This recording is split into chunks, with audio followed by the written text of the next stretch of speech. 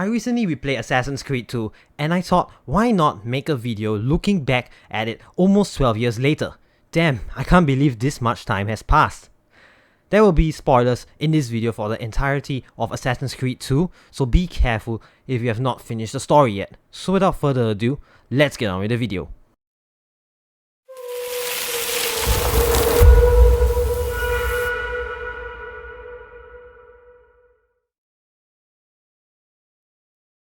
The traversal system is at its best in the Ezio trilogy. It gives you tons of options to get around, plus it gives you many opportunities to cancel animations to get to a destination quicker and more efficiently. The world design also heavily aids this system, which helps it flourish in Assassin's Creed 2, as the world was built specifically for this parkour system.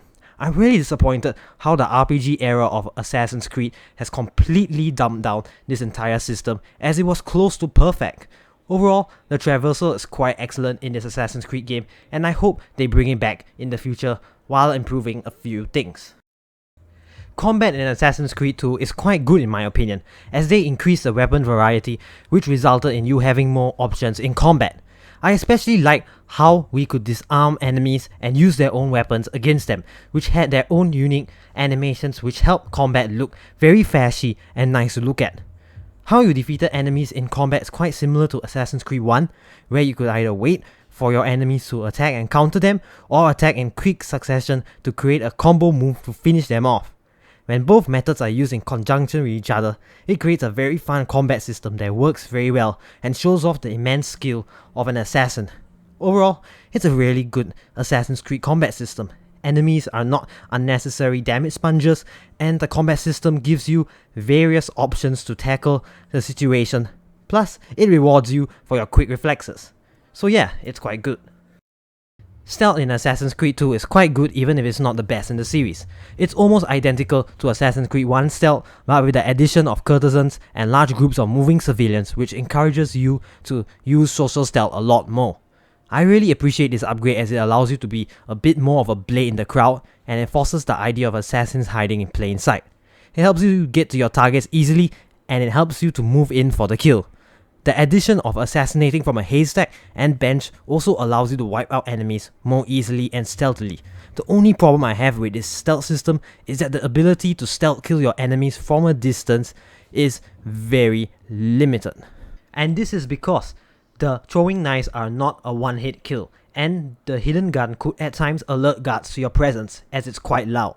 This will result in you having to take cover from behind the walls if there is no opportunity to use social stealth, which kind of limits your options. Despite these problems, it's still quite a good stealth system from Assassin's Creed, as it works well and is fun to use. Plus, most importantly, it makes you feel like a blade in the crowd. The side activities in Assassin's Creed 2 are for the most part pretty darn good. My favourites were the assassination contracts and the races. The assassination contracts made you use all of your tools as an assassin to tackle the situation, which made them very enjoyable to carry out, as they were nice side activities that enhanced the assassin experience with very enjoyable stealth and combat missions. The races were built specifically to complement the wonderful parkour system, which helped to improve your parkour skills as a whole, while also showing off how good the parkour system was.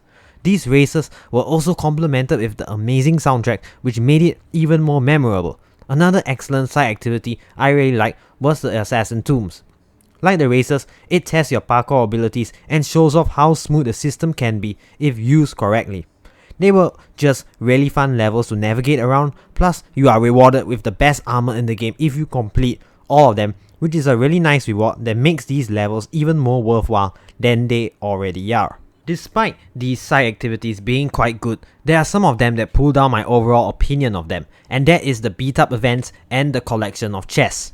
The beat-up events were just the same missions that were just too similar to one another, while the chests felt like an unnecessary collectible put there to bloat the game's side content for no good reason, as collecting the same chests over and over again can get quite tiresome and boring. So in conclusion, majority of the side activities in this game were quite enjoyable and engaging. However, there were a few of them, like the beat-up events and the chests, that brought down the overall quality of them, but I still feel like the side activities in this game are quite strong, despite some of the weaker ones. Another really good thing about Assassin's Creed 2 is its truth missions. They were done with such ambiguity and such mystery that I really loved. It helped explore the lore much more, and it really gave a lot of meaning to the Isu and especially the Assassin's Creed, as they went and showed how it affected a lot of the world leaders and all, which I thought was quite cool. It was some of the coolest missions I had ever experienced in gaming, and I'm so glad that they brought it back in some sort of fashion in Valhalla, because these missions were so good. And last but not least, sadly I have to talk about the biggest problem of this game, which is the tailing missions. These missions are just very boring, and they just feel drawn out just for the sake of being drawn out, because the target that you keep following will keep turning back to look at you way too often, and the amount that he travels is just too much, and it's just really boring to follow a guy around for extended periods of time. And they just shouldn't really bring this back in the future, no matter how much pressure they get, because these missions were just very boring in my opinion. I get the necessity of it, but if they really want to bring this back in the future, they should make the tailing missions a bit shorter, because most of them are really quite boring, and it brings down the experience of some of the main missions in the game, because there's quite a bit of tailing going around. So yeah, I hope I don't really see too much of this in the future again, and if they, like I said, if they try to do it again, I hope they reduce the length of the tails, because it's just really boring. Finally, let's talk about my overall thoughts on the story. It was a very good assassin-focused story that developed Ezio very well as a character and an assassin. His character development is one of the best I have ever witnessed in any form of entertainment, due to how much he grew as a person and how the writers managed to make us feel for Ezio. The side characters were also a very strong point in this story, and they really helped to develop Ezio's character while also enhancing the story as a whole. I also love how they managed to incorporate Altair's story very deeply into Assassin's Creed 2 with the Codex pages, which showed much more of his life and managed to flesh out a little bit more of Altair's character, plus showing how much he learned from the Apple of Eden. The modern day segment was also quite interesting, as they expanded on the lore greatly with the ones who came before, while also giving us a nice character arc with Lucy, Sean, Rebecca and Desmond, who all had really good chemistry with each other. Damn, I really miss this gang. My only problem with the story is once you reach the DLC portions, which has been shoved into the Ezio trilogy without the option of you skipping them, which I feel is very sad, because the DLCs always broke the pacing of this wonderful game. The DLCs really, in my opinion, didn't really serve that much purpose to the overall story. It was just there to elongate things, unnecessarily. Without the DLCs, the story is perfectly paced, in my opinion.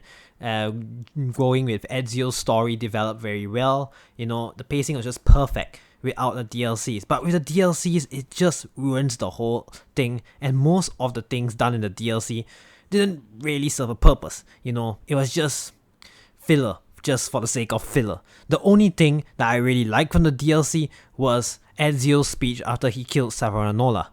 That was probably the only good thing that we really got out of it.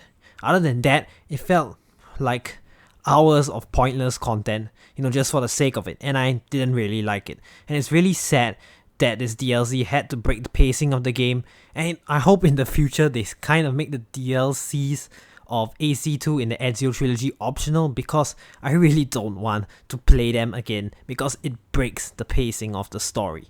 However, despite these problems, I still thoroughly enjoyed the story of Assassin's Creed 2, and it still means a lot to me, and I think it's still a very good assassin-focused story that I can always enjoy whenever I go back to it, despite of its problems.